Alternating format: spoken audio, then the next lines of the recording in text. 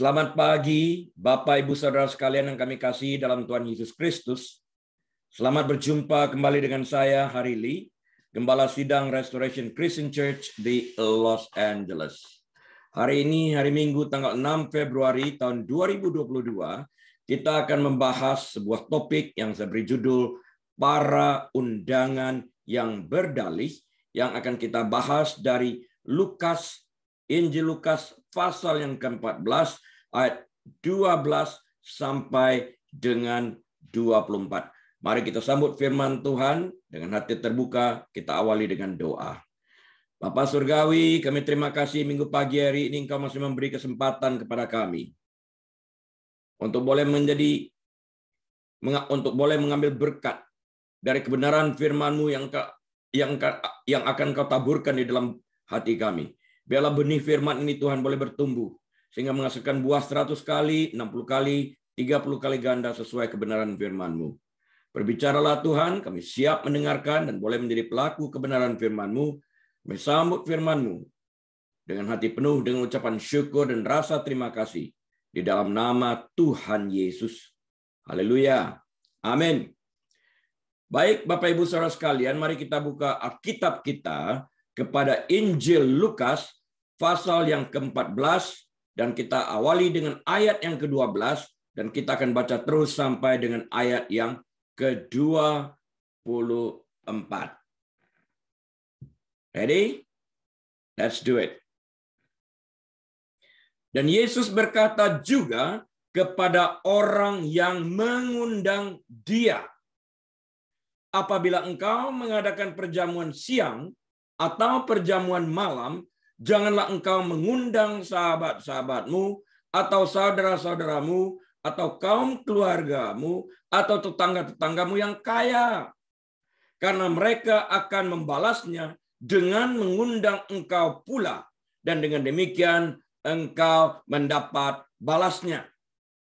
Ayat 13. Tetapi apabila engkau mengadakan perjamuan, undanglah orang-orang miskin, orang-orang cacat, orang-orang lumpuh, dan orang-orang buta. Ayat 14. Dan engkau akan berbahagia karena mereka tidak mempunyai apa-apa untuk membalasnya kepadamu. Sebab engkau akan mendapat balasnya pada hari kebangkitan orang-orang benar. Ayat 15. Mendengar itu berkatalah seorang dari tamu-tamu itu kepada Yesus, berbahagialah orang yang akan dijamu dalam kerajaan Allah. Garis bawahi ini, karena ayat ini penting, karena dari ayat ini Yesus merefleksikan dan memberikan jawabannya dalam ayat 16. Jawabannya sebagai berikut. Tetapi Yesus berkata kepadanya, ada seorang mengadakan perjamuan besar, dan ia mengundang banyak orang. Ayat 17. Menjelang perjamuan itu dimulai, ia menyuruh hambanya mengatakan kepada para undangan, marilah, sebab segala sesuatu sudah siap. Ayat 18. Tetapi mereka bersama-sama meminta maaf. Yang pertama berkata kepadanya, aku telah membeli ladang dan aku harus pergi melihatnya. Garis bawahi pergi melihatnya, garis bawahi membeli ladang. Aku minta dimaafkan. Ayat 19. Yang lain berkata, aku telah membeli 5 pasang lembu kebiri. Membeli 5 pasang lembu kebiri. Garis bawahi. Dan aku harus pergi mencobanya. Garis bawahi. Aku minta dimaafkan. Dalih yang ketiga sekarang dalam ayat 20. Yang lain berkata, aku baru kawin, dan karena itu aku tidak dapat datang. Garis bawahi ini. Ayat 21. Maka kembalilah hamba itu menyampaikan semuanya itu kepada tuannya. Lalu murkalah tuan rumah itu dan berkata kepada hambanya, pergilah dengan segera, artinya jangan berlambat-lambat, segera laksanakan ke segala jalan dan lorong kota, dan bawalah kemari orang-orang miskin, dan orang-orang cacat, dan orang-orang buta, dan orang-orang lumpuh. Semua yang cacat ini digaris bawahi karena ini merefleksikan pandangan dalam ayat 15 tadi mengapa orang itu mengatakan seperti demikian. Ayat 22. Kemudian hamba itu melaporkan, Tuhan, apa yang Tuhan perintahkan itu sudah dilaksanakan. Tetapi sekalipun demikian masih ada tempat. Nah, ini bandingkan ayat ini dengan Matius 7 ayat 14 nanti ya. Ayat 23. Lalu kata Tuhan itu kepada hambanya, pergilah ke semua jalan dan lintasan dan paksalah orang-orang yang ada di situ masuk, karena rumahku harus penuh. Ayat 24, ayat kuncinya berkata sebagai berikut. Sebab aku berkata kepadamu, tidak ada seorang pun, saya ulang, tidak ada seorang pun dari orang-orang yang telah diundang itu akan menikmati jamuanku. Wow, keputusan diambil. Apa arti dari perumpamaan tentang perjamuan kawin yang tertulis dalam Lukas 14 ayat 15 sampai 24 ini? Maksudnya apa? Maknanya apa? Yesus memberikan perumpamaan seperti ini dalam meresponi pernyataan yang disampaikan oleh salah seorang tamu di dalam ayat 15 tadi, berbahagialah orang yang akan dijamu dalam kerajaan Allah. Setelah pernyataan ini, Yesus memberikan perumpamaan ini. Kenapa? Perumpamaan tentang perjamuan kawin ini ditemukan dalam Lukas 14 ayat 15 sampai 24 yang telah kita baca bersama-sama tadi. Perumpamaan ini mirip dengan perumpamaan pesta pernikahan yang tertulis dalam kitab Injil Matius pasal yang ke-22 ayat 1 sampai 14. Mirip banget. Tetapi dengan beberapa perbedaan yang signifikan. Kisah dalam Injil Lukas diceritakan pada jamuan makan yang dihadiri Yesus pada rumah salah seorang pemimpin dari orang-orang Farisi. Lukas 14 ayat 1 tertulis yang demikian. Yesus hadir, Yesus diundang dalam perjamuan tersebut, dalam perjamuan makan. Lantas ada pernyataan dan berceritalah dia tentang perumpamaan ini. Yesus baru saja pada waktu itu menyembuhkan seorang yang sakit busung air. Busung air itu artinya perutnya buncit akibat kekurangan protein. Itu busung air, nggak ada urusannya dengan air. Busung air urusannya dengan kekurangan protein. Dan mengajarkan pelajaran singkat tentang melayani orang lain. Nah, ya dia menunjukkan, jangan melayani dengan pemikiran kita mendapatkan balasan. Melayanilah dengan hati yang murni. Melayanilah dengan hati yang jujur. Melayanilah dengan hati untuk melayani Tuhan, sehingga balasannya dapat daripada Tuhan. Jangan memikirkan balasan pada saat kita melayani orang lain. Ini ketentuan yang Tuhan tempatkan dengan mengatakan, layani orang miskin, orang cacat, orang timpang, dan sebagainya. Yang tidak dihargai oleh masyarakat. Yang merupakan orang terbuang di dalam masyarakat. Berikan hatimu secara baik. Berikan hati yang murni dalam memberikan pelayanan. Perhatikan orang-orang ini. Ini penting banget. Nah, itulah namanya Gereja Restoration Christian Church yang ingin membawa restorasi kepada masyarakat. One soul at a time. Ini visi dan misi kita. Yesus kemudian berkata bahwa mereka yang melayani orang lain akan mendapat balasnya pada hari kebangkitan orang-orang benar. Orang-orang benar adalah orang-orang yang percaya kepada Tuhan Yesus, yang dibenarkan di dalam Kristus. Lukas 14 ayat 14. Tetapi pada saat Yesus berkata kepada para tamu yang hadir dalam perjamuan makan di rumah salah seorang pemimpin orang-orang Farisi tersebut, Yesus berkata, apabila engkau mengadakan perjamuan, undanglah orang-orang miskin, orang-orang cacat, orang-orang lumpuh, dan orang-orang buta. Jelas kategorinya. Engkau akan berbahagia. Kenapa berbahagia? Karena mereka tidak mempunyai apa-apa untuk membalasnya kepadamu atas kebaikan yang telah engkau berikan. Lukas 14 ayat 13 dan 14. Mendengar itu, berkatalah seorang dari tamu-tamu itu kepada Yesus, berbahagialah orang yang akan dijamu dalam kerajaan Allah. Lukas 14:15. Yesus mengatakan berbahagialah orang yang mengundang orang-orang yang buta, orang-orang yang cacat, yang timpang, dan sebagainya, nih, orang-orang miskin. Dia dikatakan, berbahagialah orang yang diundang ke perjamuan Allah. Konteks pemikiran orang berbeda dan konteks pemikiran Tuhan Yesus. Yesus bereaksi terhadap apa yang dikatakan orang di dalam ayat 15 ini. Sebagai jawaban, kita lihat di sini. Yesus menceritakan perumpamaan tentang perjamuan kawin. Seperti yang tertulis dalam Lukas 14 ayat 16-17 tadi. Ada seorang yang mengadakan perjamuan besar, dikatakan. Dan ia mengundang banyak orang. Menjelang perjamuan itu dimulai, ia menyuruh hambanya mengatakan kepada para undangan, marilah, sebab segala sesuatu sudah siap. Artinya makan akan segera dimulai. Ini dia berbicara tentang orang-orang Farisi, orang-orang Israel yang masih banyak tertinggal dalam hari ini, yang tidak mau memenuhi undangan Yesus untuk diselamatkan.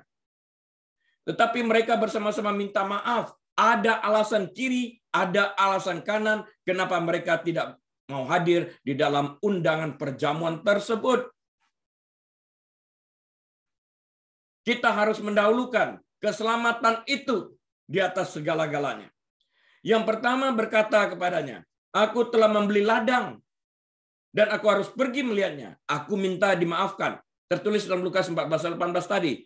Yang lain berkata, aku telah membeli 5 pasang lembu kebiri dan aku harus mencobanya. Aku minta dimaafkan. Ayat 19-nya. Yang lain berkata, aku baru kawin dan karena itu aku tidak dapat datang. Ayat 20. Alasan demi alasan demi alasan demi alasan diajukan. Kenapa mereka tidak ingin datang? Kenapa mereka sebetulnya tidak ingin diselamatkan? Sebetulnya untuk masuk ke dalam pesta pernikahan anak domba Allah, Yesus Kristus suatu saat. Yang terjadi antara setelah pengangkatan gereja, masa itu sebelum kedatangan Tuhan Yesus kedua kalinya ke dunia. Dalam masa ini terjadi pesta pernikahan anak domba itu. Lalu murkalah tuan rumah itu dan berkata kepada hambanya, pergilah dengan segera ke segala jalan dan lorong kota dan bawalah kemari orang-orang miskin dan orang-orang cacat dan orang-orang buta dan orang-orang lumpuh. Kemudian hamba itu melaporkan, Tuhan, apa yang Tuhan perintahkan itu sudah dilaksanakan. Tapi sekalipun demikian masih saja ada tempat. Lalu kata Tuhan itu kepada hambanya, pergilah ke semua jalan dan lintasan dan paksalah orang-orang yang ada di situ masuk karena rumahku harus penuh. Maka Tuhan beralih kepada Gentiles, beralih kepada orang-orang non-Jewish, kepada orang-orang bukan Israel, kepada kita sekalian. Jadi Yesus mengakhiri perumpamaan itu dengan berkata, tidak ada seorang pun dari orang-orang yang telah diundang itu akan menikmati jamuanku. Mereka menolak. Mereka menolak. Mereka terikat kepada dunia. Mereka terikat kepada kesenangan dunia. Remember, apa yang saya sampaikan minggu lalu juga, bayangkan pada tali telepon, pada tali mikrofon, ujungnya mikrofon cuma sejengkal, sisanya tali yang panjang melambangkan kekekalan. Kok mau memikirkan tentang sesuatu yang sifatnya sementara? Berbanding terhadap kekekalan. Masuk neraka itu kekal, masuk surga juga kekal. Masuk surga kekal itu berbahagia selamanya. Masuk neraka kekal itu selamanya disiksa. Dan Alkitab menjelaskan persyarafan kita, alam panca indera kita tetap melekat sehingga orang itu dapat merasakan semua siksaan itu dengan jelas karena dirasakan. Ini adalah permintaan orang-orang tersebut yang tidak ingin masuk ke dalam pesta pernikahan anak domba Allah sehingga mereka dicampakkan ke dalam kekekalan. Maka Yesus mengatakan mereka tidak pernah akan dapat datang menikmati perjamuanku, perjamuan perkawinan anak domba ini. Perumpamaan tentang perjamuan kawin ini timbul sebagai akibat pernyataan dari salah seorang tamu yang hadir dalam perjamuan di rumah salah seorang pemimpin orang-orang Farisi itu. Yang saya sampaikan tadi yang mengatakan, berbahagialah orang yang akan dijamu dalam kerajaan Allah. Lukas 14:15. Yesus mengerti persis maksud dari orang ini sampai ia menyatakan pernyataan yang disampaikannya. Dan pernyataan orang ini merupakan reaksi mengapa Yesus menceritakan perumpamaan tentang perjamuan kawin. Padahal sebelumnya Yesus mengatakan undang orang miskin, orang cacat, orang timpang, dan sebagainya. Dia mengatakan berbahagia orang yang diundang ke perjamuan Allah. Dua konteks yang berbeda dalam pengertian yang berbeda. Nah, orang yang dalam ayat 15, yang barusan kita baca pernyataan itu, berbahagialah orang yang akan dijamu dalam kerajaan Allah, menantikan makan di kerajaan mesianik. mungkin menganut gagasan populer bahwa hanya orang Yahudi yang akan menjadi bagian dari kerajaan itu. Wow, keren sekali cara berpikirnya. Perumpamaan yang Yesus ceritakan bertujuan untuk menyanggah, untuk nullify anggapan tersebut, sebagaimana dijelaskan oleh penjelasan berikut. Jadi Yesus menyanggah pikiran orang yang tertulis dalam ayat 15 tadi. Tuan rumah yang dimaksudkan dalam perumpamaan itu adalah Tuhan Allah Bapa itu. Dan perjamuan kawin adalah kerajaan di mana perkawinan anak domba Allah, Yesus Kristus, akan terjadi nantinya. Kapan? Yang saya katakan tadi, setelah pengangkatan gereja, period setelah pengangkatan gereja, dan sebelum kedatangan Yesus kedua kalinya untuk menghancurkan antikristus, masa antara ini terjadi pernikahan perkawinan anak domba Allah yang sempurna, Yesus Kristus. Tepat waktunya tidak disebutkan, tapi periode antara ini akan terjadi.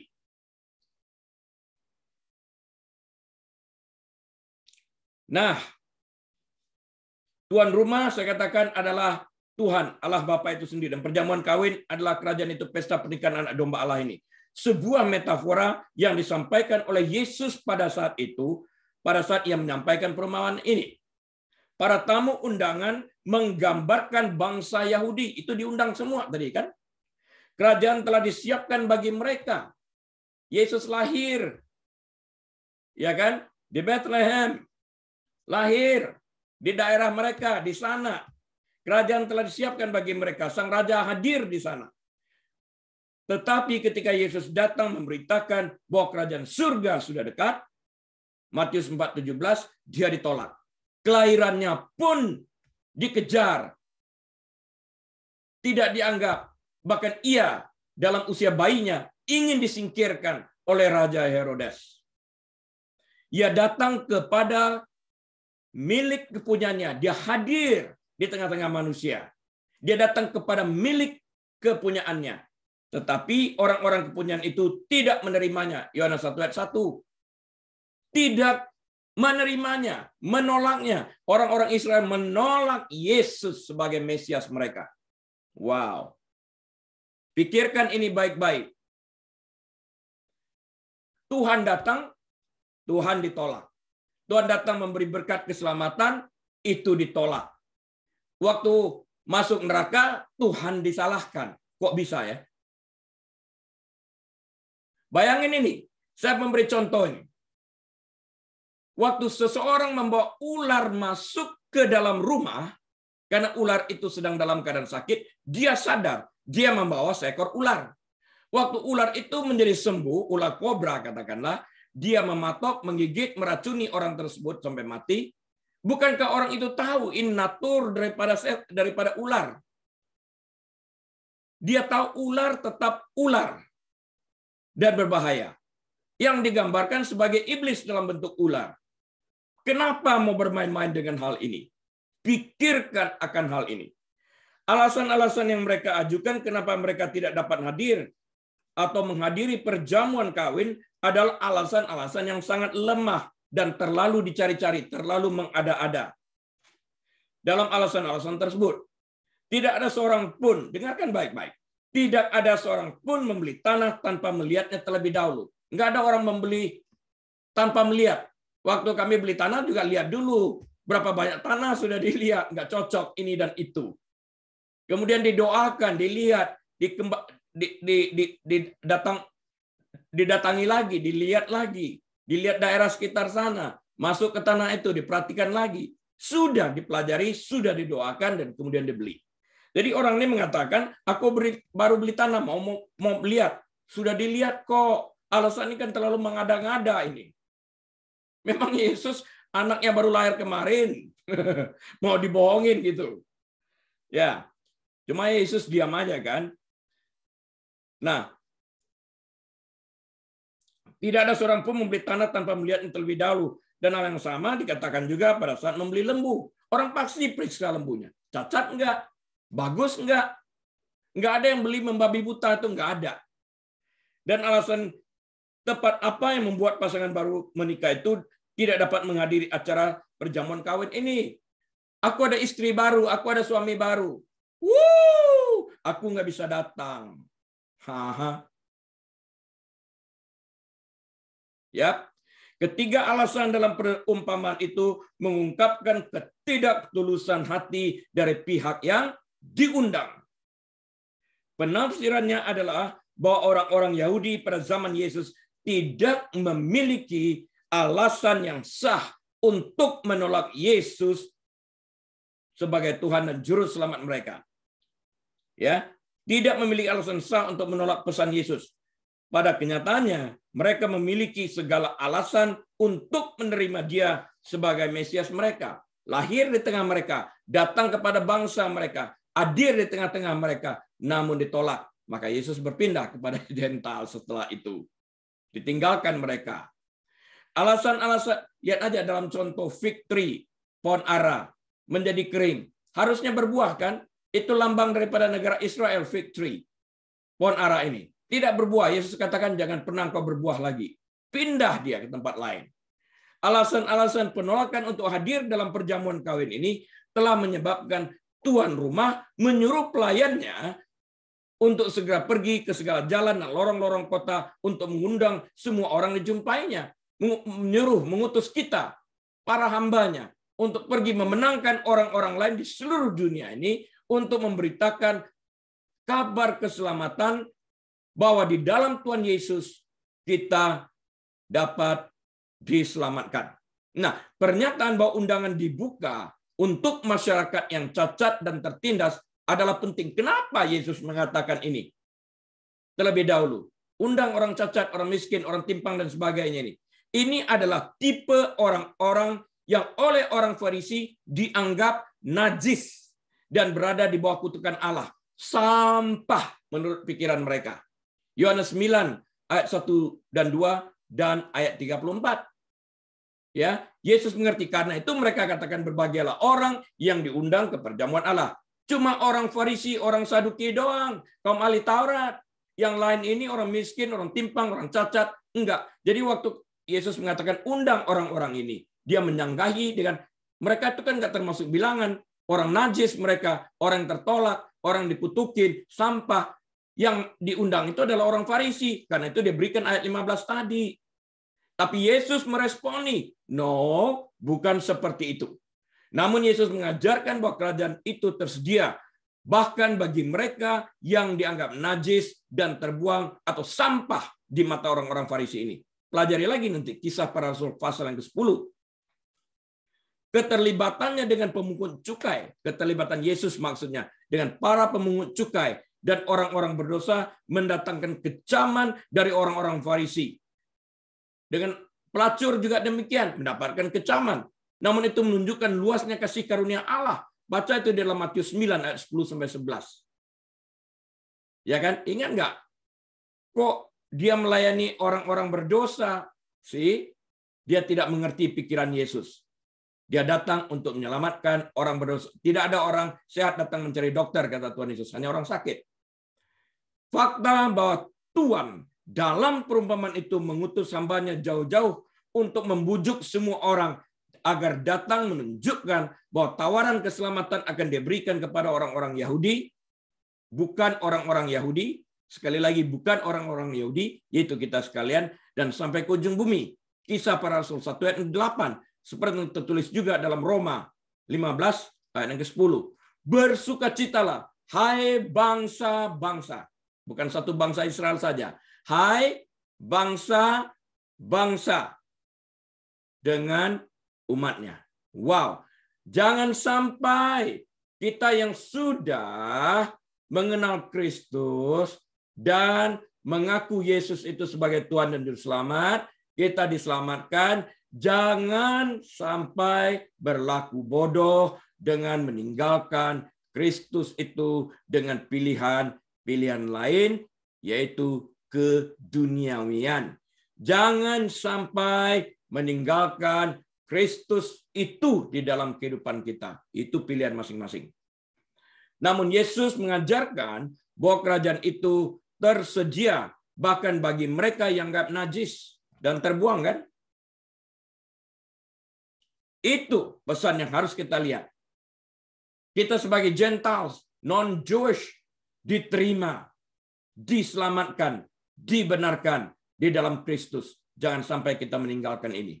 Bersyukur setiap hari. Nah, tuan rumah tidak puas dengan ruang perjamuan yang sebagian penuh, belum terisi semua. Dia ingin setiap tempat di meja diisi penuh. Wow, luar biasa Tuhan ini. Tidak ada hati jahat dalam hatinya. Komentar dari John MacArthur tentang fakta ini adalah, dia mengatakan seperti gini, saya kutip perkataannya. God is more willing to save sinners than sinners are to be saved. Saya ulang ya. God is more willing to save sinners than sinners are to be saved. Artinya apa? Dengan pengertian bahwa Allah lebih bersedia untuk menyelamatkan orang berdosa yang sungguh-sungguh ingin bertobat daripada menyelamatkan orang berdosa yang tidak berkehendak untuk bertobat. Ya, oke lah kita penuh-penuhin aja lah bangku gereja gitu ya. Tapi hatinya nggak di sana. Tuhan menyelidiki hati. Tuhan tidak dapat dipermainkan. Alkitab berkata dalam Galatia 6 juga, God cannot be mocked. Whatever you sow, thus shall you also reap.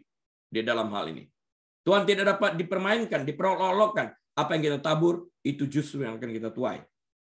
Mereka yang mengabaikan undangan perjamuan kawin telah memilih hukuman mereka sendiri. Mereka yang menolak. Mereka telah melewatkan kesempatan untuk diselamatkan. Dunia mengatakan ya besok masih ada kesempatan lain. Yang mereka lupakan atau dunia lupakan adalah mereka tidak tahu kapan waktu mereka berakhir di dunia ini. Mungkin aja menit berikutnya. Saya masih ingat bercakap-cakap dengan seorang pasien yang saya kenal betul namanya sampai hari ini tidak dapat saya lupakan. Di Bangsal 36 di Jerman Barat. Malam pertama saya jaga malam. Ini minggu pertama saya jaga malam maksudnya. Selama 7 hari di sana. Orang ini merasakan dia akan meninggal. Karena akan mengalami serangan jantung ketiga. Dia permisi dengan keluarganya. Sedang bercakap-cakap demikian kepada saya, memberikan obat, dia jatuh terbanting, meninggal di tempat. Mana bisa orang tahu? Menit yang berikutnya. Nggak ada yang tahu.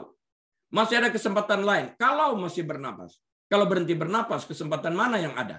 Nggak bertobat dalam kematian, menimbulkan kesengsaraan di neraka. That's it. Pikirkan baik-baik kan ini. Jadi mereka yang mengabaikan undangan perjamuan kawin ini telah memilih hukuman mereka sendiri. Mereka telah melewatkan kesempatan untuk diselamatkan. Sang master menghormati pilihan mereka dengan menjadikan pilihan mereka itu menjadi permanen. Apa katanya? Mereka tidak akan menikmati jamuanku. Dikatakan tadi, kita telah baca bersama-sama.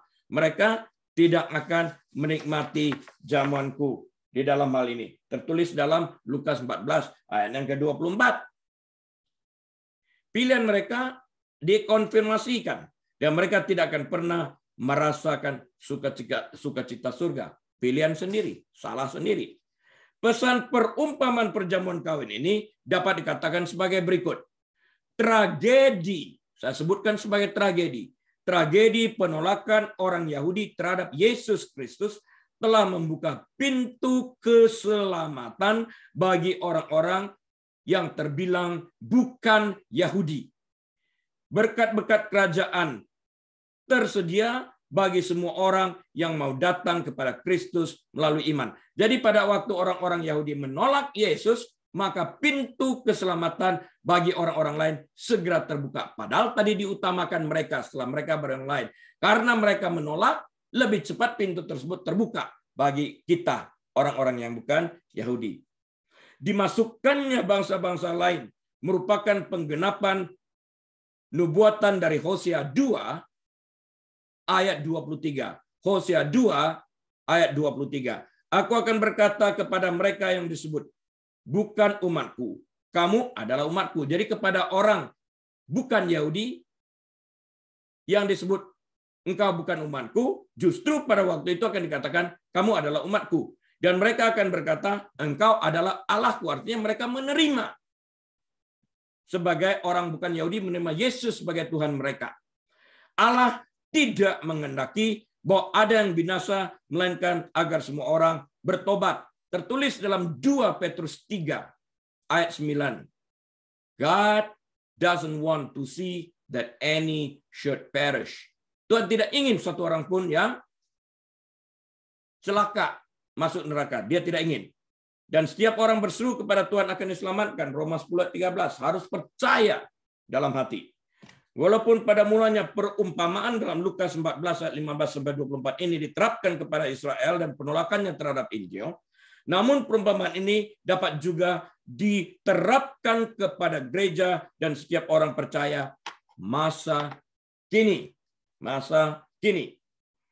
Pokok perumpamaan ini adalah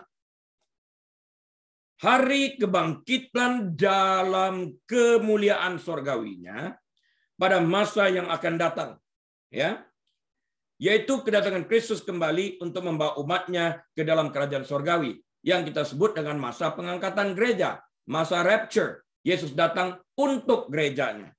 Ingat, yang lalu dalam masa antikristus kita berbicara, kemudian naik selama 7 tahun di sana. Setelah akhir daripada 7 tahun masa pemerintahan daripada antikristus, Kristus turun ke dunia bersama dengan gereja yang telah diangkat tadi, ya, di sini untuk memasuk dalam masa pemerintahan 1000 tahun masa damai di mana setan diikat. Ingat itu pelajaran minggu lalu.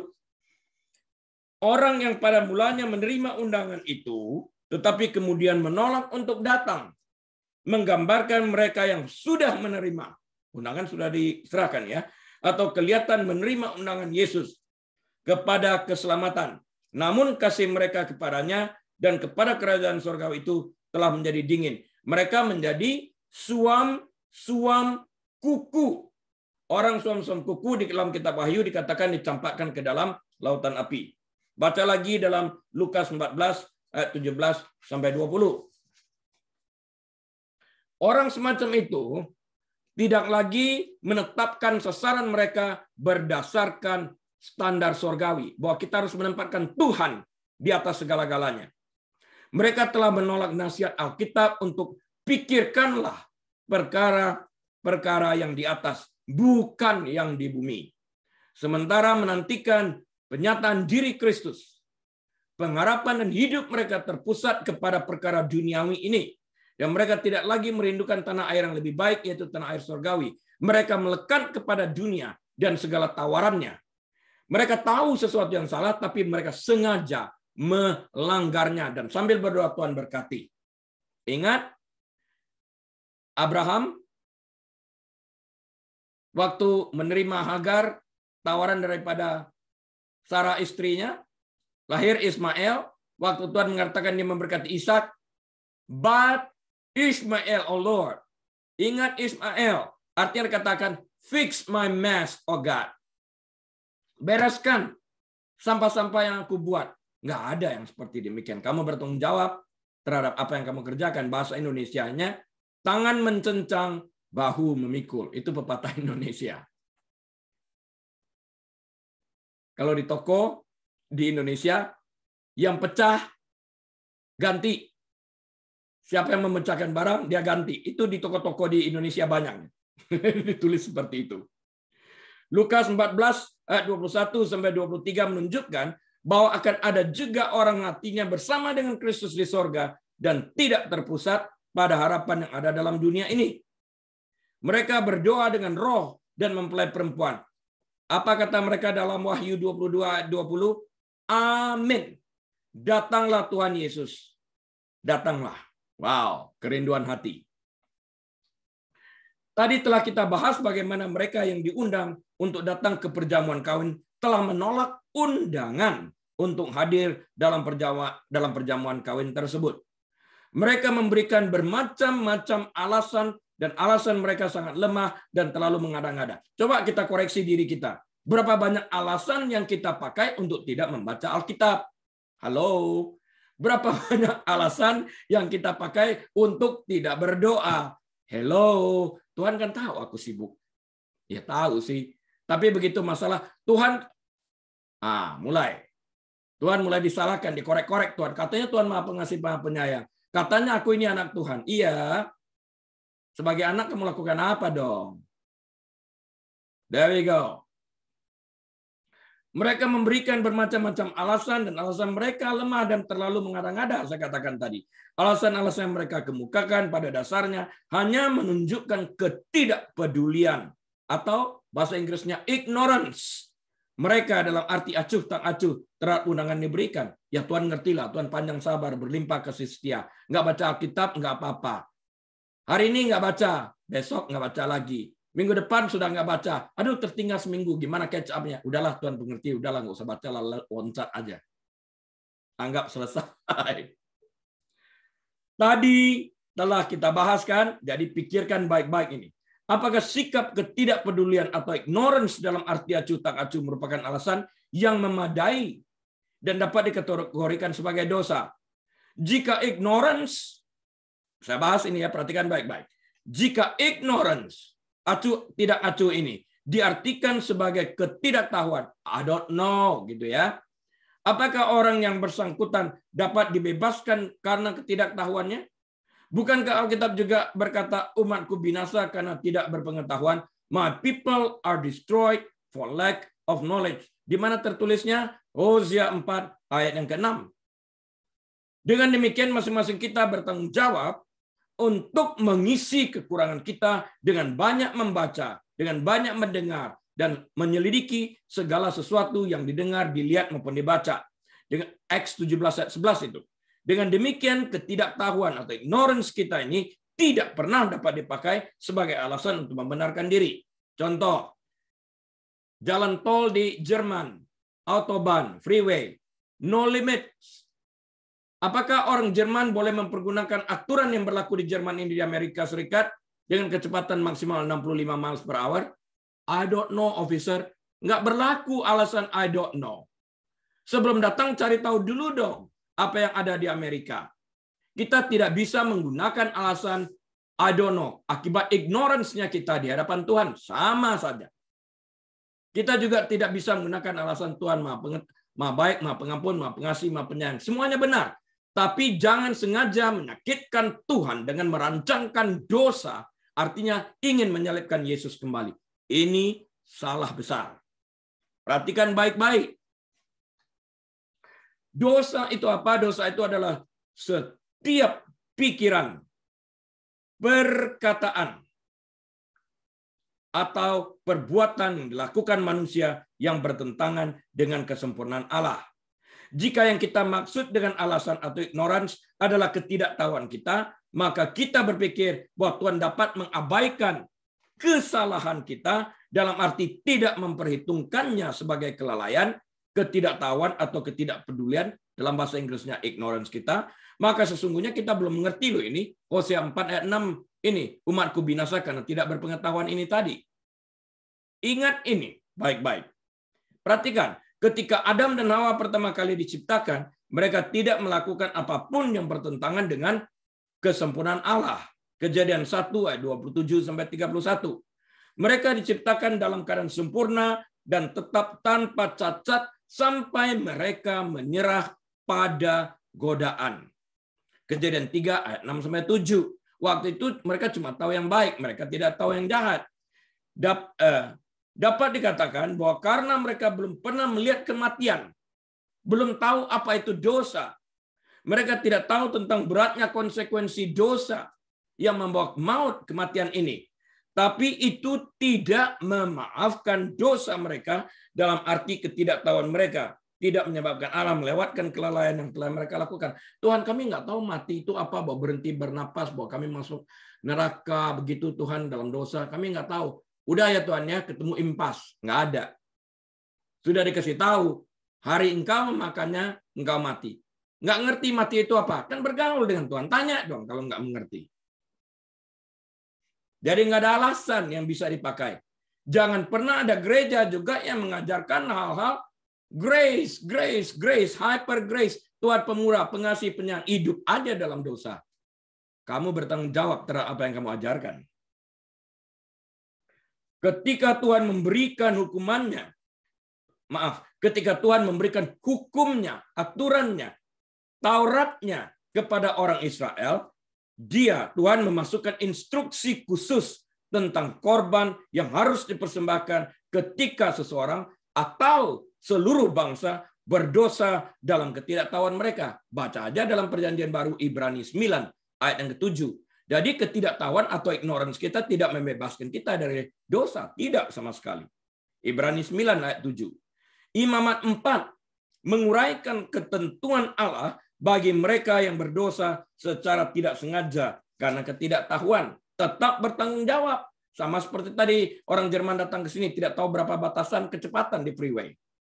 Bilangan 15 ayat 22 sampai 29 menyatakan kembali ketentuan ini dan memberikan rincian tentang pengorbanan khusus yang diperlukan untuk memperoleh pengampunan dari Tuhan ketika seseorang berdosa karena ketidaktahuan mereka. Imamat 5 ayat 17 menjelaskan, jikalau seseorang berbuat dosa dengan melakukan salah satu hal yang dilarang Tuhan tanpa mengetahuinya, dia nggak tahu tentang hal itu, maka ia bersalah, tetap bersalah, dan harus menanggung kesalahannya sendiri. Iya dong, dia bersalah ditanggung sendiri. Ketidaktahuan tidak memaafkan dosa. Dosa-dosa yang dilakukan orang Israel dalam ketidaktahuan masih membutuhkan korban penembusan, mesti bawa korban persembahan ini, korban bakaran. Meskipun ketidaktahuan tidak memaafkan dosa, itu dapat mengurangi hukuman karena mereka belum tahu kali pertamanya. Hukum untuk dosa yang tidak disengaja secara signifikan lebih ringan daripada untuk pemberontakan yang disengaja atau penghujatan. Dengarkan baik-baik ini. Jadi sudah tahu dosa sesuatu itu. Ya Tuhan pemurah, pengasih, penyayang. Kita ignore. Ini tidak meringankan beban karena sudah tahu. Ini tidak meringankan hukum karena sudah tahu. Lihat kalimatnya. Tuhan tahu. Sengaja merancangkan dosa itu. Be careful. Bagaimana kita dapat berdoa? Yesaya 59 ayat 2 mengatakan, Allah memalingkan wajahnya dengan tidak mendengarkan doamu karena satu, kejahatanmu, dua, dosamu. Bereskan itu, jangan bikin dengan sengaja. Yesus mengulangi prinsip ini dalam Lukas 12 ayat 47 sampai 48. Adapun hamba yang tahu akan kehendak tuannya. Tahu lu ini bukannya enggak. Ia akan menerima banyak pukulan. Maaf. Adapun hamba yang tahu akan kehendak tuannya, tetapi yang tidak mengadakan persiapan atau tidak melakukan apa yang dikehendaki tuannya. Artinya sekalipun ia tahu, ia akan menerima banyak pukulan. Ayat 48. Tetapi barang siapa tidak tahu akan kehendak tuannya dan melakukan apa yang harus mendatangkan pukulan, ia akan menerima sedikit pukulan. Setiap orang yang kepadanya banyak diberi, daripadanya akan banyak dituntut. Dan kepada siapa yang banyak dipercayakan, daripadanya akan lebih banyak lagi dituntut. Jadi ini batasan-batasan yang Tuhan berikan kepada kita. Kita harus belajar untuk menanggapi dosa secara serius. Seperti Tuhan menanggapi dosa secara serius. Salah satu alasan dari semua pengorbanan dan ritual penyucian yang terus-menerus dalam perjanjian lama adalah untuk menunjukkan kepada orang-orang, termasuk kita yang hidup pada akhir zaman ini, seberapa jauh mereka terpisah dari kekudusan Tuhan akibat daripada dosa yang dipilih. Sengaja maupun tidak. Tujuan dari konsekuensi negatif adalah untuk mengajar kita sekalian melihat dosa seperti yang Tuhan lakukan dan membencinya seperti yang Tuhan lakukan. Mazmur 31 ayat 6. Amsal 29 ayat 27. Ketika kita melakukan dosa dalam ketidaktahuan, Tuhan membawa konsekuensi untuk membantu kita belajar. Begitu kita tahu yang lebih baik, Tuhan mengharapkan kita untuk berbuat lebih baik. Jadi, yang banyak diberi daripada dituntut lebih banyak, ya kan? Kita sekalian melakukan hal yang sama dengan anak-anak kita, bukan? Hanya karena seorang anak berusia 4 tahun tidak tahu secara khusus. Ya. 4 tahun belum tahu dia secara khusus karena memang belum diajarkan atau sudah diajarkan tapi ignorance, buang kulit pisang di toko misalnya atau di sembarang tempat yang dapat orang tergelincir merupakan sesuatu yang lucu mungkin bagi dia. Bukan berarti orang tua setuju dengan hal itu. Time out terjadi, seringkali kita lihat di dalam hal ini. Akan ada konsekuensinya. Bahkan jika dia dapat mengklaim ketidaktahuan tentang aturan khusus itu, maka anak ini akan diberitahu dengan jelas bahwa membuang kulit pisang di sembarang tempat tidak akan ditoleransi lagi. Ini pertama dan terakhir akan ditambahkan. Tentu saja konsekuensinya untuk pertama kali mungkin tidak separah yang mungkin terjadi jika orang tuanya memergokinya sedang membuat kulit pisang lagi setelah diinstruksikan untuk tidak melakukannya. Kalau sengaja bikin lagi, konsekuensinya lebih berat. Namun sebagian besar klaim ketidaktahuan gagal total. Roma 1 ayat 20 mengatakan bahwa tidak ada alasan untuk tidak percaya pada keberadaan Tuhan. Sifat-sifat Tuhan yang tidak terlihat dengan jelas dalam ciptaan. Belajar dari ciptaan, kita akan menemukan adanya Tuhan. Mika 6 ayat 8 juga melawan klaim ketidaktahuan. Hai manusia, telah diberitahukan kepadamu apa yang baik. Dan apakah yang dituntut Tuhan daripadamu selain berlaku adil, mencintai kesetiaan, dan hidup dengan rendah hati di hadapan Allahmu. Itu tertulis dalam loh hati kita. Jika ketidaktahuan tidak memaafkan dosa dalam arti tidak melepaskan orang yang bersangkutan dari konsekuensi ketidaktahuannya, maka ketidaktahuan yang pura-pura seperti orang tadi itu. Bahkan lebih buruk lagi, karena ini adalah sebuah tindakan manipulasi. Memanipulasikan Tuhan. Tuhan Maha Pemurah, Maha Pengasih, Maha Penyayang. Mari berdosa dulu, nanti minta ampun. Bahaya. Apalagi kalau berhenti bernapas. Allah adalah Bapa dan Dia mengasihi anak-anaknya. Roma 8 ayat 15. Dia tidak suka menghukum kita, tetapi Dia ingin membuat kita serupa dengan gambar anaknya. Roma 8 ayat 29. Dia tidak mentolerir alasan, termasuk alasan ketidaktahuan. Apalagi sudah tahu. Aku nggak percaya itu seperti itu. Nggak ada masalah. Alkitab mengatakan seperti itu, ya seperti itu. Percaya tidak percaya, tetap seperti yang tertulis di dalam Alkitab. Sebaliknya, Tuhan memberi kita kesempatan untuk belajar dari konsekuensi kita, sehingga kita membuat pilihan-pilihan yang lebih tepat lagi di masa yang akan datang. Tuhan tahu apa yang telah diberikan kepada kita masing-masing, dan Tuhan meminta kita bertanggung jawab atas apa yang kita lakukan dengan apa yang telah dipercayakan kepada kita. Matius 13 ayat 11-12, Kisah Para Rasul 17 ayat 30. Kita semua telah melakukan dosa dalam ketidaktahuan kita, tapi Tuhan tidak membiarkan kita bodoh selamanya, bukan? 1 Petrus 1 ayat 14. Dia telah memberi kita firman-Nya untuk menunjukkan kepada kita sekalian bagaimana seharusnya kita hidup.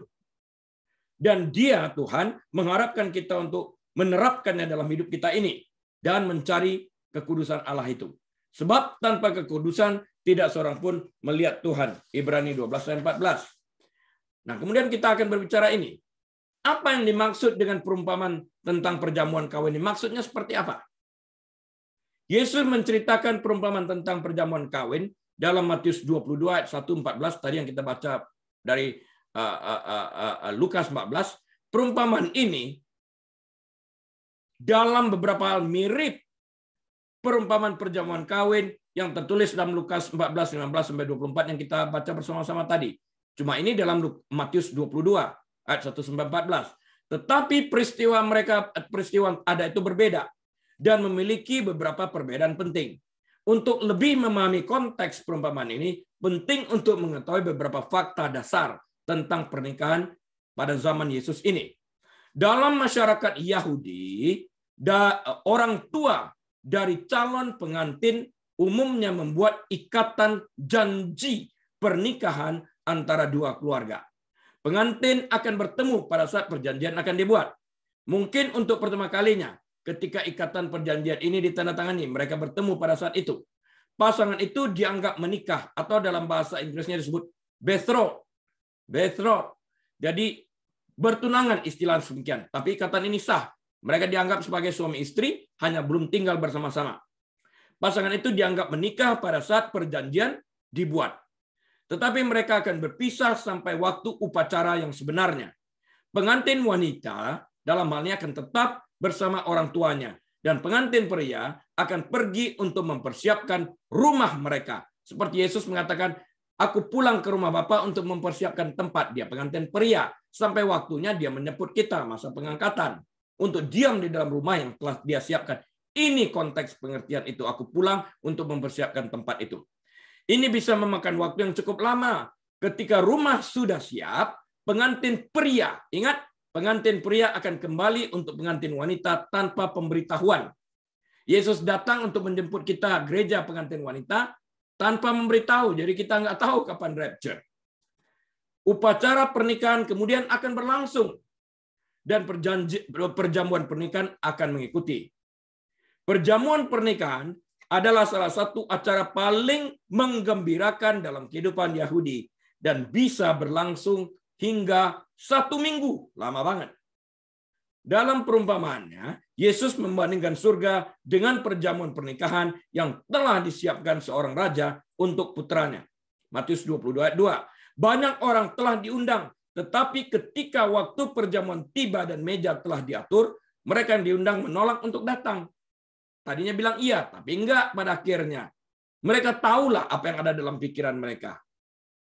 Bahkan para pelayan raja yang membawa berita gembira dianiaya dan bahkan dibunuh dalam Matius 22:6 dalam konteks cerita ya perumpamaan yang lain ini dalam Matius. Raja yang murka atas tanggapan orang-orang yang diundang mengirimkan pasukannya untuk membalas kematian para pelayannya yang dibunuh. Tertulis dalam Matius 22:7. Dia kemudian mengirimkan undangan kepada setiap orang yang dapat ditemukan oleh pelayannya sehingga aula pesta perjamuan kawin dipenuhi. Baca Matius 22 ayat 8-10. Selama pesta kawin, raja melihat seseorang yang tidak mengenakan pakaian pesta yang telah dipersiapkan. Baca Matius 22 ayat 11. Ketika ditanya, bagaimana dia bisa berada di tempat pesta perjamuan kawin tanpa pakaian pesta? Orang itu diam saja dan tidak menjawab sepatah kata pun. Lalu kata raja itu kepada hamba-hambanya, ikatlah kaki dan tangannya dan tampakkan orang itu ke dalam kegelapan yang paling gelap. Di sanalah akan terdapat ratapan dan kertak gigi. The lake of fire, lautan api. Matius 22 ayat 13. Yesus mengakhiri perumpamaan itu dengan pernyataan ini. Sebab banyak yang dipanggil, tetapi sedikit yang dipilih. Matius 22:14. Tadi dalam penutupan Lukas 14 tadi ayat 24 dikatakan apa? Mereka tidak pernah menikmati perjamuanku. Di sini banyak yang dipanggil, hanya sedikit yang dipilih. Pernyataan yang lain, jalan menuju keselamatan sempit, jalan menuju kebinasan luas. Orang memilih jalan yang luas, nggak mau macet. Raja adalah Allah Bapa dalam hal ini. Dan anak yang dihormati dalam perjamuan itu adalah Yesus Kristus. Yang datang kepada milik kepunyaannya, tetapi kepunyaannya tidak menerima dia. Israel memegang undangan kekerajaan itu. Ditawarin pada dia pertama kali. Kerajaan surgawi. Tetapi ketika waktunya benar-benar tiba, yaitu pada saat kerajaan itu muncul dengan mengutus anaknya, Matius 3 ayat 1, Yesus lahir di Bethlehem, ingat ya. Mereka, yaitu orang-orang Yahudi yang terpanggil untuk masuk ke dalam kerajaan itu menolak untuk mempercayainya. Bukankah dia ini anak Yusuf dan Maria yang kita kenal? Wow. Mereka tolak mentah-mentah. Banyak nabi, termasuk Yohanes Pembaptis, telah dibunuh. Matius 14 ayat 10.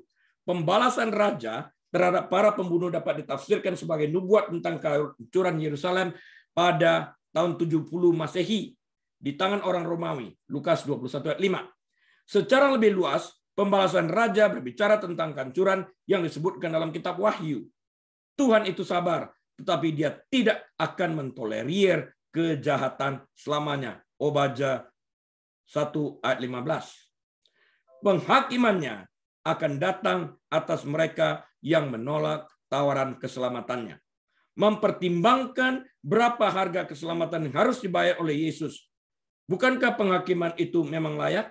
Yesus bayar dengan darahnya. Pantas dong dia menghakimi. Bukankah semua orang yang diundang untuk datang ke perjamuan perkawinan? Bukankah masing-masing orang menolak untuk datang apapun alasan yang diajukan mereka? Bertanggung jawab untuk pilihan mereka masing-masing. Jadi pada saat pintu gedung pesta perjamuan kawin tertutup karena pesta telah dimulai, ingat 5 anak darah yang bijaksana dan 5 darah yang bodoh. Salahkah raja yang menutup pintu tersebut? Bukankah undangan telah disebarkan dan mereka sendiri yang menolak untuk hadir dalam pesta perjamuan perkawinan tersebut?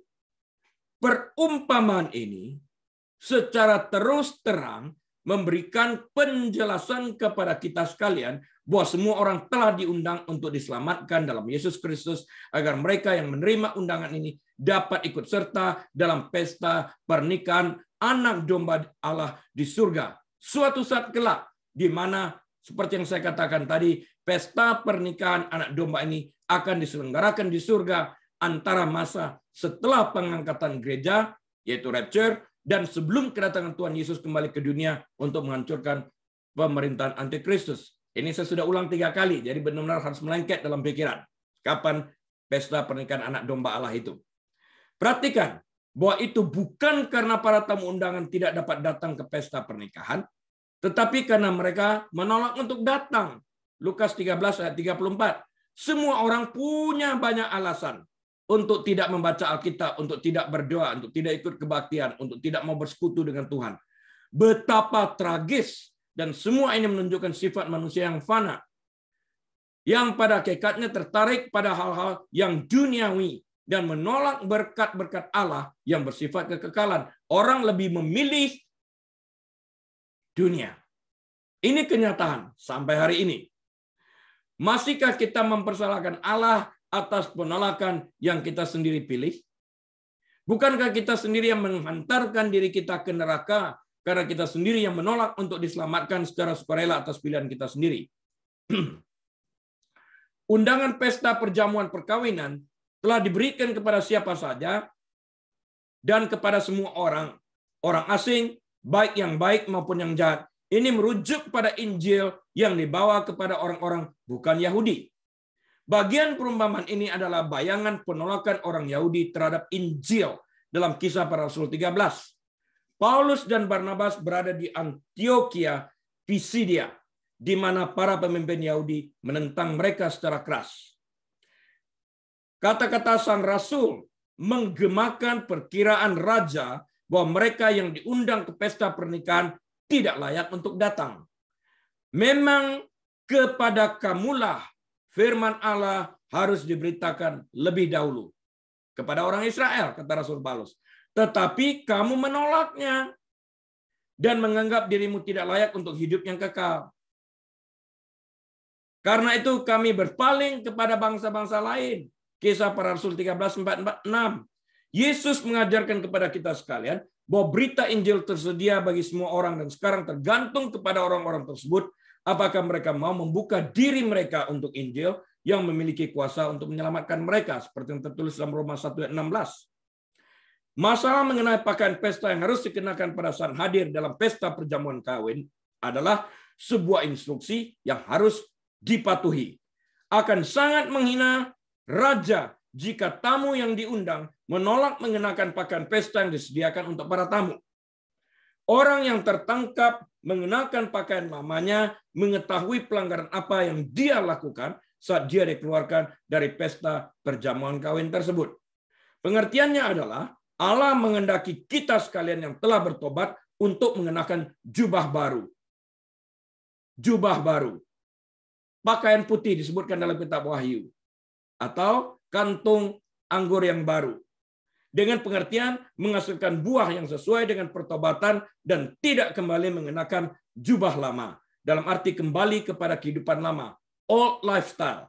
Yang bergelimang dosa. Ibarat anjing, kata Alkitab, yang kembali ke muntahnya, dan babi yang telah mandi kembali ke kubangannya seperti yang tertulis dalam 2 Petrus 2 ayat 22. 2 Petrus 2 ayat 22. Ini adalah cara Yesus mengajar bahwa pembenaran diri, self-righteousness, tidak cukup untuk dapat menyelamatkan orang. Sejak awal, Tuhan telah menyediakan penutup untuk dosa kita. Bersikeras menutupi diri kita sendiri berarti mengenakan kain kotor, kata Alkitab. Kalau bahasa Inggrisnya filthy rags, bahasa Indonesianya kain kotor. Karena kekudusan kita sekalian tidak lebih dari secarik kain kotor. Yesaya 64 ayat yang ke-6. Adam dan Hawa berusaha menutupi rasa malu mereka, tetapi mereka mendapati daun ara yang mereka sematkan tidak cukup untuk menutupi rasa malu mereka. Tuhan kemudian menggantikan daun ara yang mereka pakai untuk menutupi rasa malu mereka dengan kulit binatang. Korban pertama dalam kitab Perjanjian Lama ini. Kejadian 3:7-21. Inilah korban binatang pertama yang dipakai untuk menutupi dosa. Perjanjian Lama, dosa ditutupi, tidak diampuni karena dosa binatang, darah binatang, maaf. Karena darah binatang tidak dapat menghapuskan dosa. Darah anak domba Allah yang sempurna, Yesus Kristus, itulah yang dapat menghapuskan dosa. Dalam kitab Wahyu, kita melihat mereka yang di surga mengenakan jubah putih. Wahyu 7:9. Dan kita belajar bahwa putihnya jubah itu karena mereka dibasuh dalam darah anak domba Allah. Wahyu 7:14. Kita percaya pada kebenaran Allah dan bukan pada kebenaran kita sendiri. Seperti yang dikatakan Filipi 3:9. Sama seperti raja yang menyediakan pakaian pernikahan untuk tamunya, Tuhan menyediakan keselamatan bagi umat manusia. Saya menjelang akhir, perhatikan baik ini, akhir dari ini. Pakaian pernikahan kita adalah kebenaran Kristus. Dan jika kita tidak memilikinya, tidak memiliki Kristus, tidak memiliki pakaian ini, bagaimana kita dapat menggunakan jubah ini? Dengan demikian kita akan melewatkan pesta pernikahan anak domba Allah ini. Ketika agama-agama dunia ditelanjangi kepada prinsip dasar mereka, kita menemukan manusia sedang berusaha menemukan Tuhan yang sama sekali tidak mereka ketahui. Mereka tidak pernah berjumpa Tuhan. Mereka tidak tahu jalan ke surga. Bagaimana mereka dapat menunjukkan jalan ke surga atau menceritakan, menggambarkan siapa Tuhan itu yang tidak mereka kenal.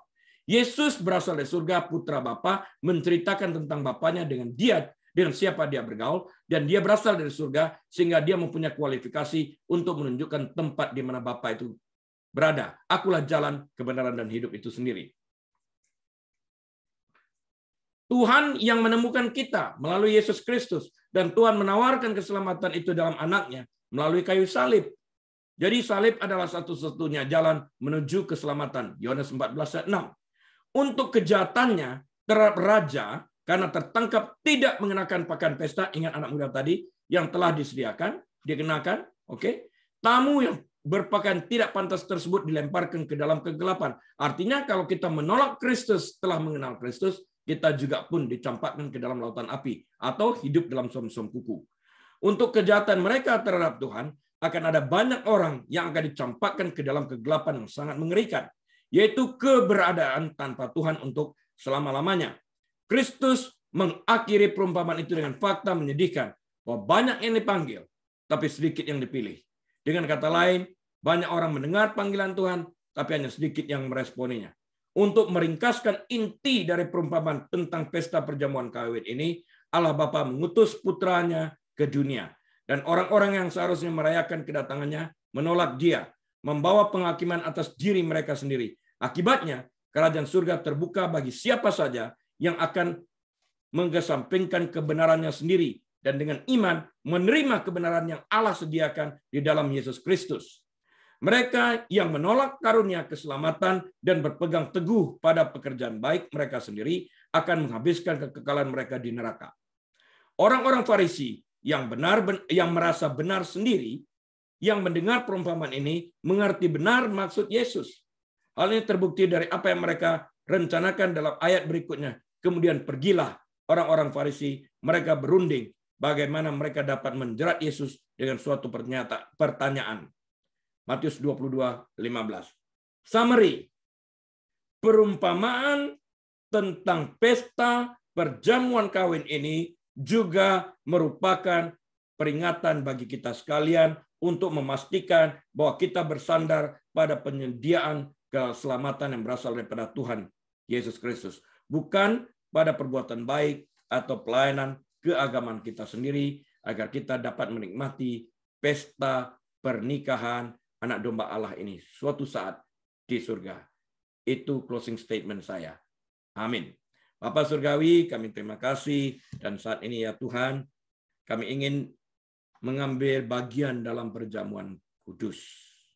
Tilik hati kami pada saat ini Tuhan, layakkan kami menerima tubuh-Mu yang terpecah-pecah bagi kami, agar kami dapat dipersatukan dengan Allah Bapa.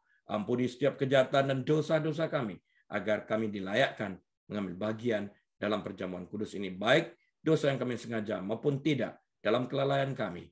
Tuhan telah menyakiti hati Engkau bersama kami manusia, dengan perkataan, pikiran, ataupun perbuatan kami masing-masing. Selidiki hati kita, minta ampun kepada Tuhan saat ini.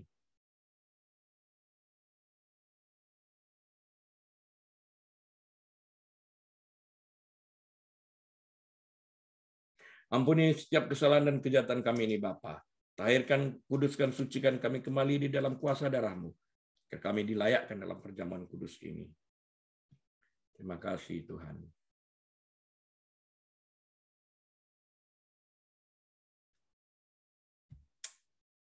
For what I receive from the Lord,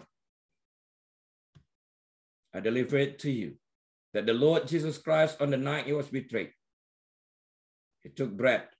When he had given thanks, he breaks it and he said, "This is my body, which is broken for you. Do this in remembrance of me."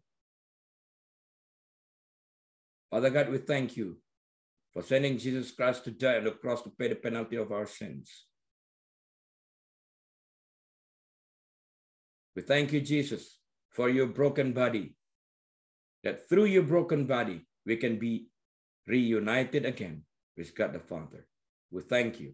Let's partake it together in Jesus' name.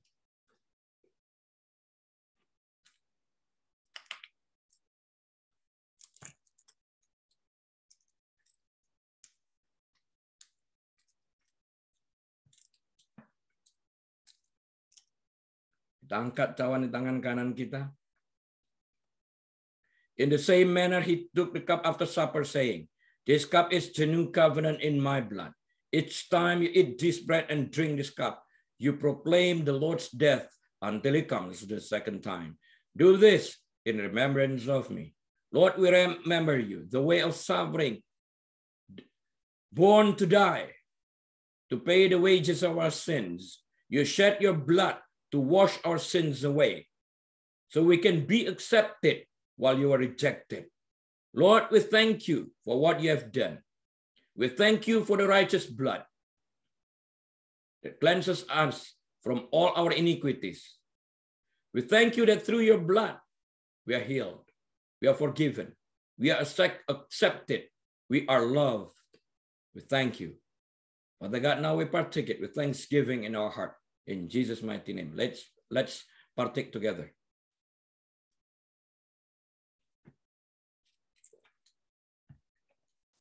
Father God, we thank you for the blood and the broken body. We thank you. We honor you. We love you. We praise you.